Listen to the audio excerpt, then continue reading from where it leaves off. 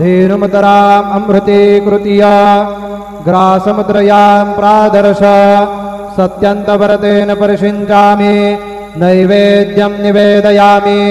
ॐ प्राणाय स्वाहा ॐ अपानाय स्वाहा ॐ व्यानाय स्वाहा ॐ उदानाय स्वाहा ॐ समानाय स्वाहा ॐ ब्रह्मणे नमः। नैवेद्यमध्ये पानीयं समर्पयामि पुनर्नैवेद्यं निवेदयामि।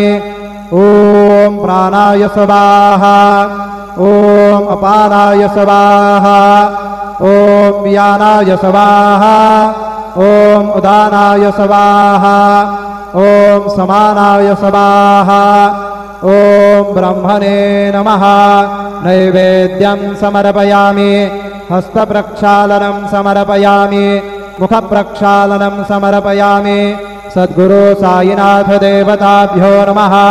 चरणकमले प्रार्थनापूर्वक नमस्कारान् करोमि तथा च मंगल आरार्तिक्य दीपं दर्शयामि।